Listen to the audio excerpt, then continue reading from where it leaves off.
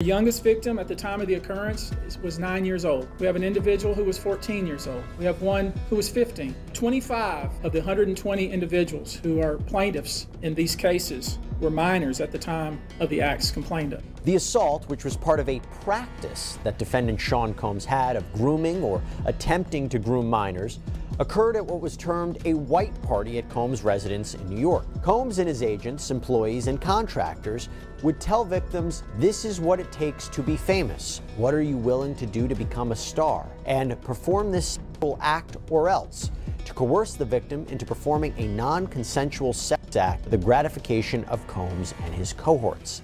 Breaking news involving Sean Diddy Combs. The music mogul is facing 5 new civil lawsuits, including one from a woman who alleges she was raped by Combs when she was 19 years old. A Texas lawyer promised that more than 100 lawsuits were coming down the pike for Sean Diddy Combs, and now he is starting to fulfill that promise. Tony Busby filed several complaints on behalf of 6 alleged Diddy victims on Monday, and the victim in one of those suits says he was just 16 years old when he claims he was groped during one of Diddy's infamous white parties. We've got the latest on these new disturbing allegations of sexual assault. There's an overarching theme here, as you probably can see, which is basically Sean Combs feels like he can do whatever he wants, whenever he wants to do it. A lot of the conduct alleged is violent, and threats were made. And I think, but for the fact that Sean Combs was arrested and bail denied, these people would not have come forward. But Usher, in his own words on the Howard Stern show, he said on Howard Stern, Puffy would have his parents send him to flavor camp at 13 years old. Your parents are sending you to a camp with a grown man. I moved to New York City, and I lived with Sean Puffy Combs for a year. That's the crazy thing. Now, that was L.A. Reid's idea, right? We're sending you New over York to City. something called Puffy Flavor Camp. There you go. To learn Flavor Camp? Yeah, Flavor that's Camp. what it was called. And you're going to go to Puff Daddy's. He's going In the 90s, do you understand what that's like? Puffy's place was like just filled with chicks and orgying like nonstop, right? No, not really. I Come mean, on. but hey, it was curious. I got a chance to see some things. Yeah, but you were 13. What were you seeing? I went there to see the lifestyle, Right. And I saw it, and it was. But I don't know if I could indulge and understand what I was even looking at. It was pretty wild. So nobody tried to, some woman didn't come along. I didn't say that. Okay. I didn't say that. What I did say is that there were very curious things taking place, and I didn't necessarily understand it. Biggie Smalls was there. Biggie Smalls was there. Lil' Kim, Craig Mack. All these people are hanging around. Yeah, man. Faith Evans. And your parents Jodeci, were Mary okay? J. Blige. They didn't know nothing about this shit. Oh. I was having a good time. You know what I mean? Does he have you doing any chores? Are you doing dishes at all? I mean, to keep you humble somewhat? Or are you just like, can you stay up till 4 in the morning with them and party? I mean, I could. I actually stayed up longer than them. And what kind, do you have money? What's going on? I mean, I had like per diem. Yeah. I had like, What like a a living. life. Yeah, it's pretty crazy. 14 years old. You're a dad now. Would you ever send your kid to Puffy Camp? Hell no. See? So, Brian, what Matt was just talking about, these so-called freak-offs, these were no secret. So he'd been openly bragging about these wild parties. There's like parties, and it looks like, there were probably lots of other things going on there, too. But he was bragging about this for, a couple of decades. Watch. This is what you need to do. Women, beautiful women. We need alcohols, a lot of heat. A lot of heat. Yeah. Heat? You mean that physically the place has to be hot? You don't have no air conditioning. No air conditioning. Right. You need locks on the doors. Okay, this is sounding kind of dangerous now. It's a little kinky, but yeah. Brian, that was creepy, but what took the Fed so long to do something? Many times, especially young people wanting to break into the industry, were coerced into this type of conduct in the promise of being made a star, or in the promise of having Sean Combs listen to their tape, or even let them read for Sean Combs. The minors, they kind of fall into 2 categories. One would be the category of individuals with stars in their eyes, trying to break into the entertainment industry, who were either scouted or somehow found their way to a studio or to a location where they were being screened, and either the allegation is Mr. Combs himself or those around him involved took advantage of these people in some sort of quid pro quo to try to make them a star. And in some of these cases, it was the parents who were essentially handing their child off to a group of people that they trusted and who they thought were going to make their child a star. That's one group. The second group of minors would be individuals who were recruited, whether it be in a hotel lobby, whether it be at a show from the crowd, invited to a after concert party that made its way to a hotel, whether it be to some of the parties that we all heard about. They went there at age 16. There's a few that, for instance, attended a party in the Hamptons and they were only 16 and taken advantage of there. When on earth is this trial actually going to happen? Well, at a status hearing last week, prosecutors, the defense attorneys, and the new judge overseeing this case, the Honorable Arun Subramanian, agreed to a trial date of May 5th, 2025. Now, obviously that can change, but the reason that it seems to me that Combs is wanting an early trial date is because he's locked up. He doesn't want to be there anymore. In today's explosive update, we're diving into a bombshell lawsuit that's just hit the headlines. Diddy, the music mogul known for his massive influence in the industry, is now facing serious allegations. A new lawsuit has surfaced accusing him of grooming and manipulating teenagers. This isn't just a mere accusation, it's a claim backed by what appears to be substantial evidence. How did this come to light, and what does it mean for Diddy's future? How many victims potentially do you think there could be? Thousands. Who were never at these freak-off parties. What were they like? The ritualistic behaviors, the drugging, putting girls in the suitcases, dumping them in alleyways. It's horrifying. It's been happening in front of everyone's faces for decades. For decades. And then you got a video of Usher and Diddy in his bedroom with Kevin Hart, and he's interviewing him, and he said, I would wake up in the morning with Usher in the morning, and then he catches himself. He gets caught saying that he would wake up next to him, and then he changes it and says we would fight off over the Frosted Flakes. Even Kevin Hart is uncomfortable because you're admitting that you were sleeping next to a freaking child.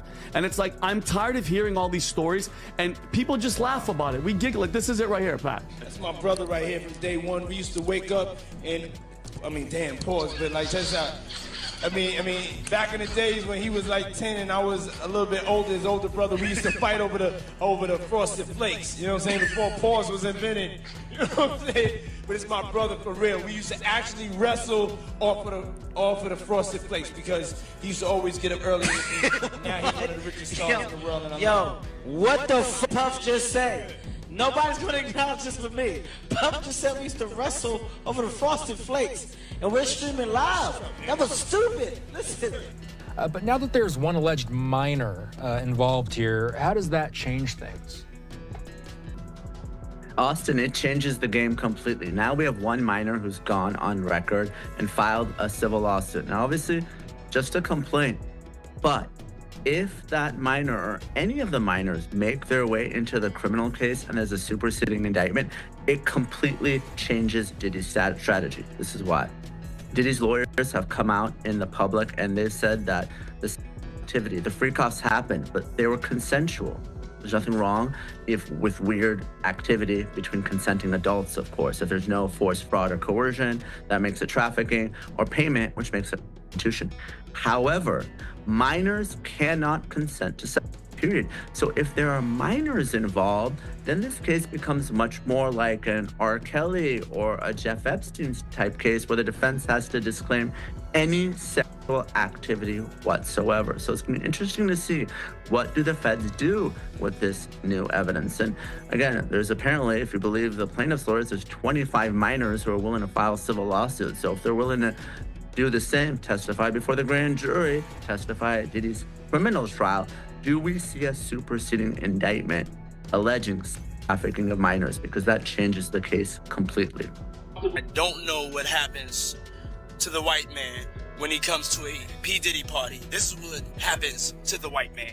And that's James from Simeon Mobile Disco. He is a actual DJ's not supposed to pass out. Matt, move out the way. You're still alive. Look at that. Look. Would you get the drink on his head? Yeah, put the drink on his head. There you go. There it is. But when they come to one of my parties, this is what happens to them. I put him to sleep. We're getting started with the latest on Sean Diddy Combs, who's currently sitting in a federal jail awaiting trial on sex trafficking, conspiracy, and racketeering charges. At a hearing on Thursday, his trial date was tentatively set for May 5th, 2025. In addition, prosecutors said Combs may be facing additional criminal charges down the road. So damn, they still building more of a case. Still building more of a case. According to new legal documents obtained by TMZ, who else? Combs' attorneys are accusing the feds of misconduct, alleging they orchestrated the leak of the Cassie Ventura tape to CNN.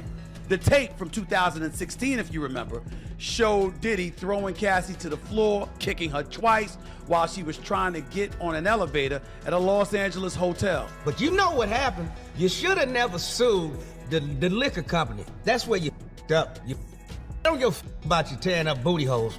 You f*** when you sued the liquor company, because the liquor company is owned by the biggest conglomerate on earth, the BlackRock people.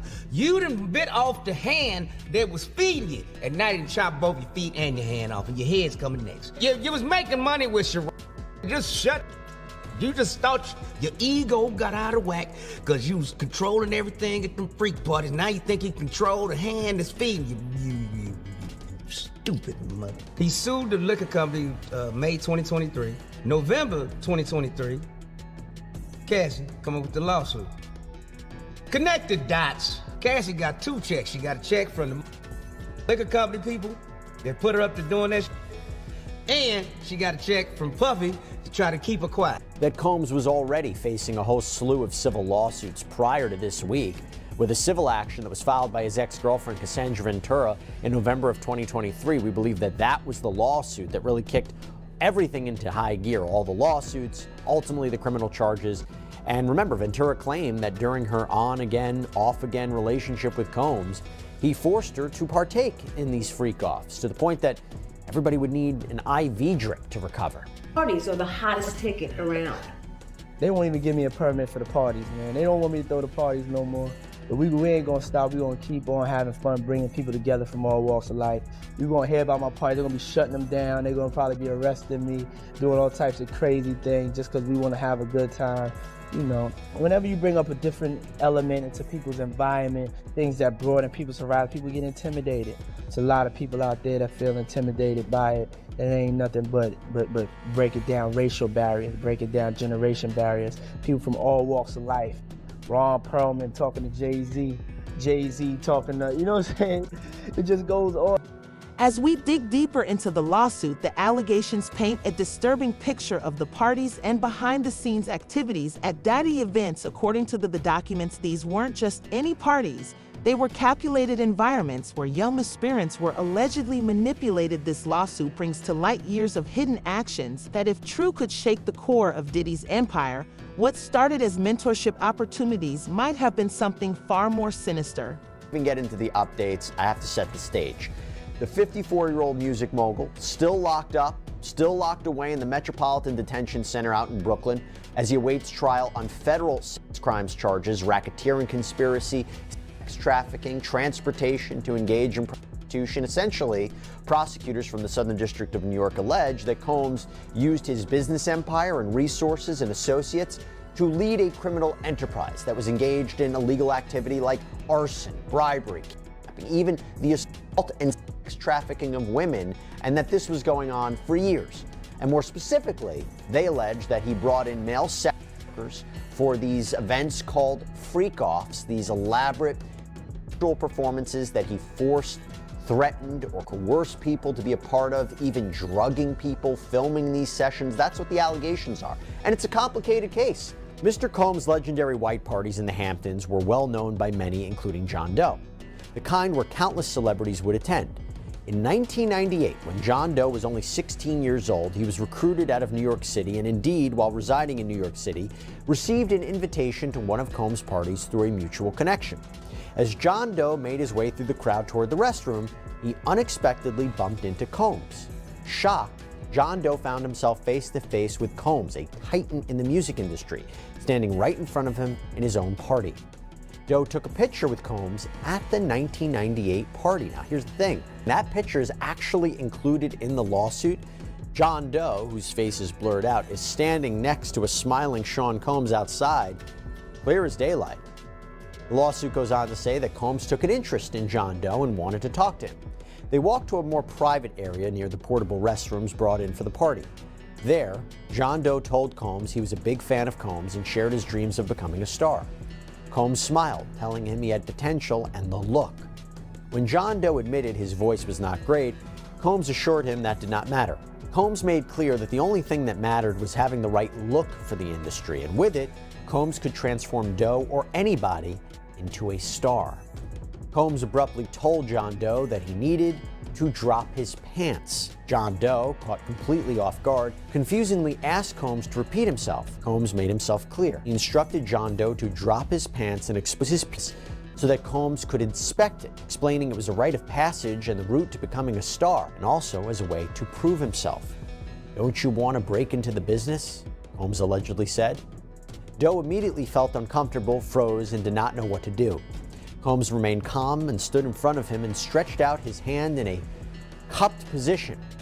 Out of fear, anxiety, and the imbalanced power dynamic between himself and Combs, John Doe then dropped his pants and exposed his penis as Combs previously instructed. Now, what's up, man? You good? I'm good. How are you doing? Young brother, everything's good? Everything's Selling great. out arenas and everything? Yeah, Starting to act different, huh?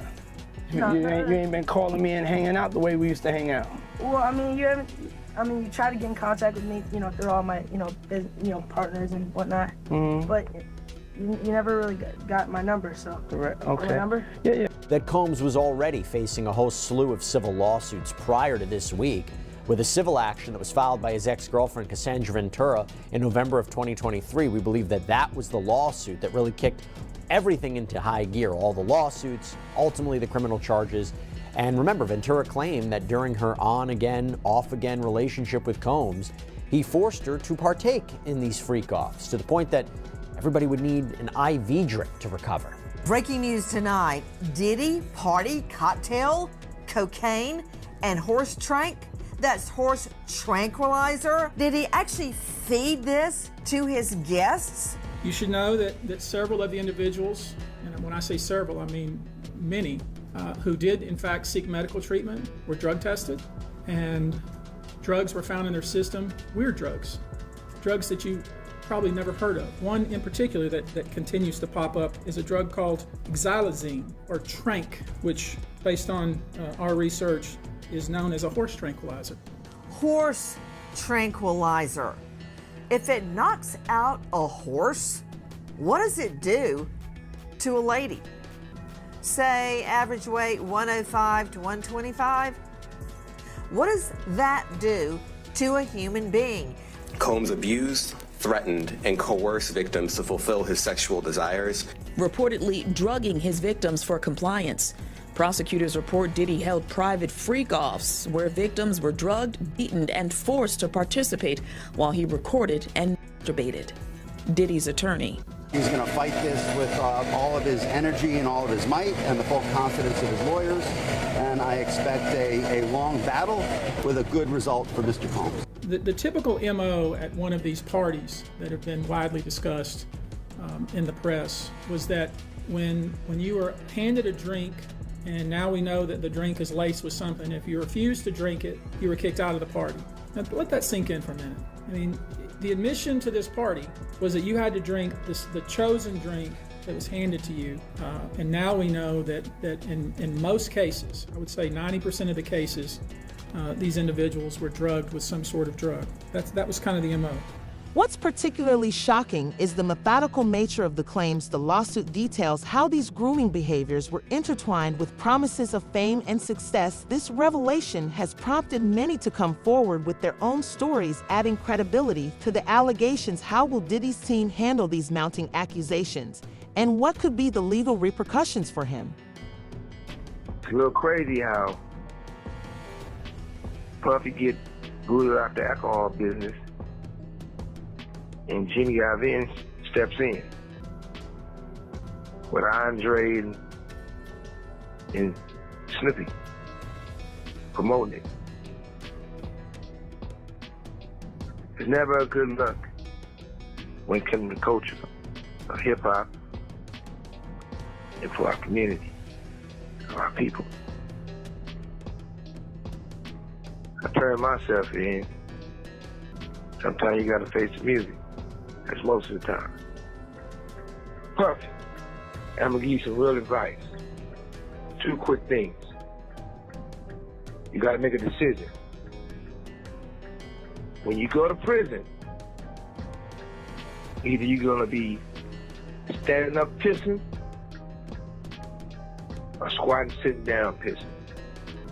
I advise you to try to take the first one. Because you know, if you're squatting, pissing on the seat, you know what that means. Oh yeah, by the way, do not do your time going by Brother Love. Brother Love is not a good code name for prison. I'm out. And his management was backing him off. But it wasn't until Usher took over management and had guardianship and gave temporary guardianship to the diddler for 48 hours. Think about that. He had already been to the hospital. That situation that Gene was talking about. And you still took Bieber there. But you got custody of him first. Diddy had already tried. They wouldn't let him. Actually, someone made reference to the fact that Diddy trying to get at Bieber the way he was trying to get at Bieber was looking a little predatory. And then Usher came in and discovered it and managed him and got custody of him and promised to look after him. And then he sent him to the diddler.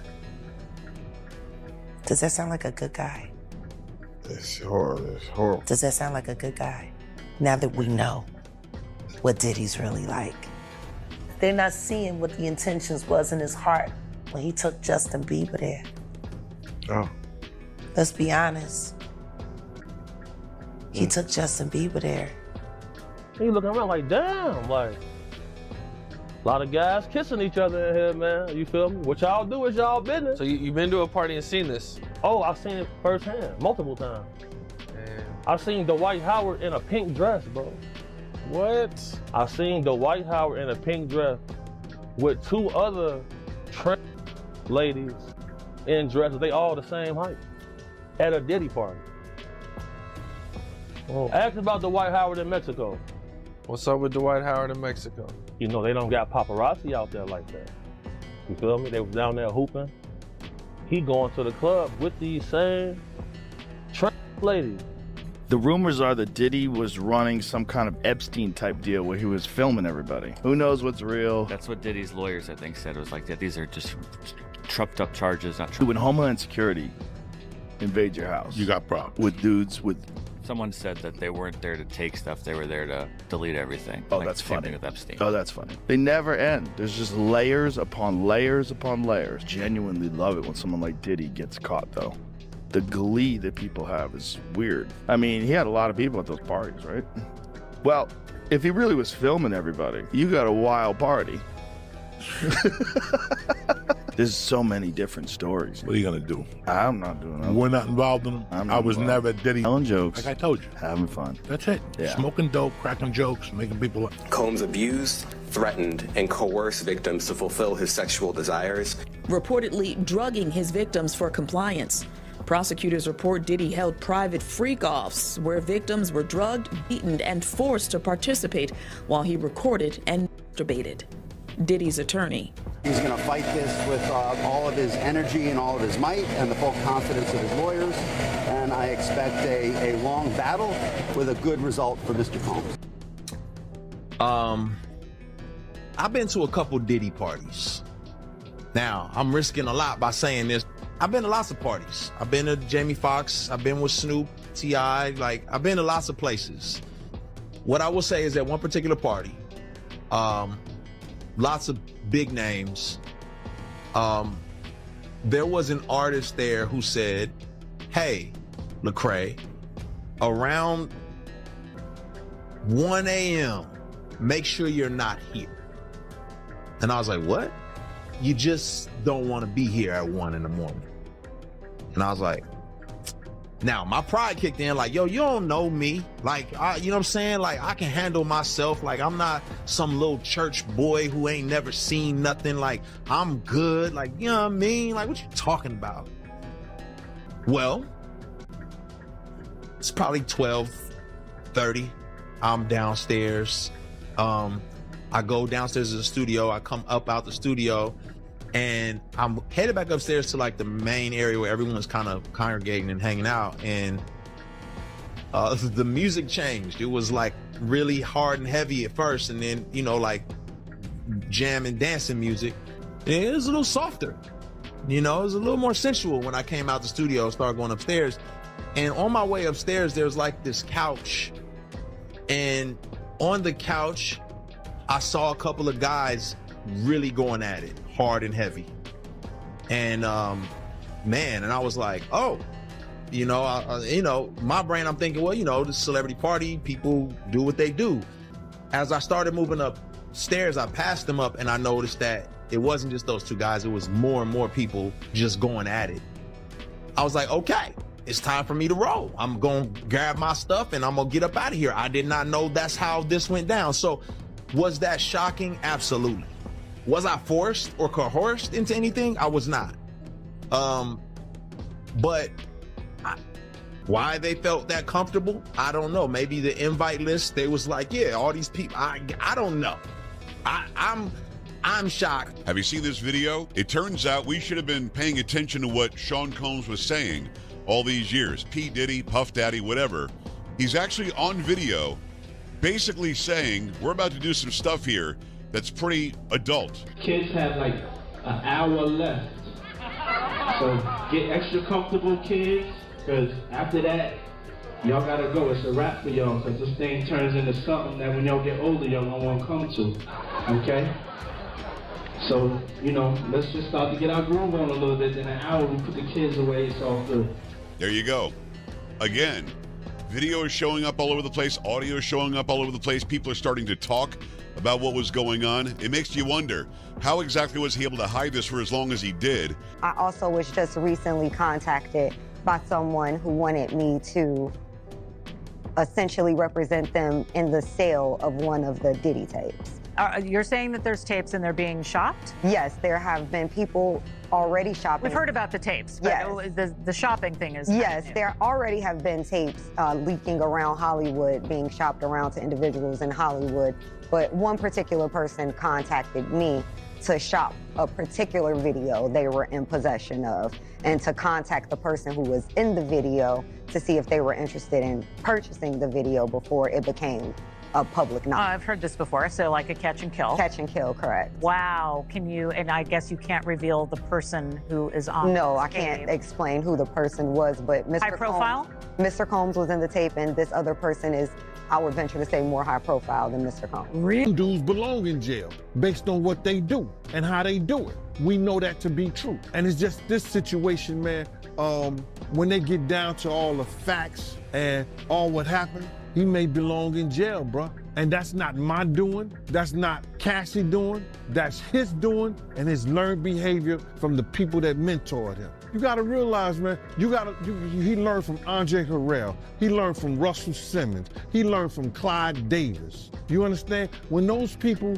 are telling you that they were heavy into the drugs, they was heavy into beating women and doing things at that age, at that crazy stage, that's gonna make him think that he could get away with the same thing that they was getting away with back then. You understand? The things that he was saying, you know, the touchy-feely between two men. Okay, so Suge Knight did an interview detailing exactly what Diddy was doing with the hard-boiled eggs. It's called the hard-boiled egg test, and what this dude was doing was using it to test dudes to see if they were ready yet for his parties. Basically, these dudes would be taking a hard-boiled egg and trying to insert it, and if it broke, then you wasn't ready yet. I'll really be talking about this in the middle of an airport. And I wouldn't really believe all this wild stuff, but like, what is actually going on here? Why are they just posing with an egg? That's Russell Brand and Diddy. I can't stand it here. I hate it here with all my heart and soul. What is he doing? You never go egg to mouth, bro. Using eggs to determine if a man is wallered out enough to be able to party with Diddy is diabolical.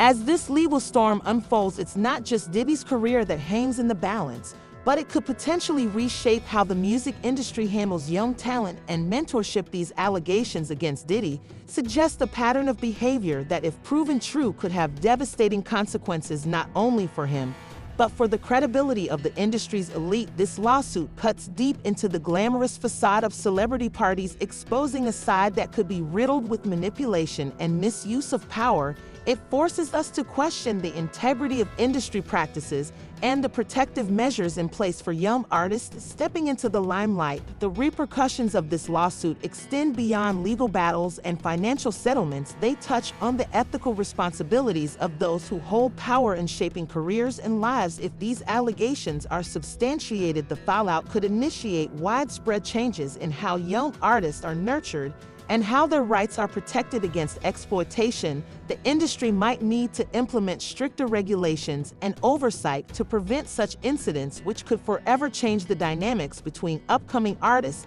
and their mentors. Furthermore, this case might encourage more individuals to come forward with their experiences, potentially leading to more accusations and revelations. The community and fans are watching closely, as each piece of evidence and every testimony could tip the scales in this high-stakes legal battle. Diddy's response to these accusations and the legal strategies his team will employ could be a defining moment in his career.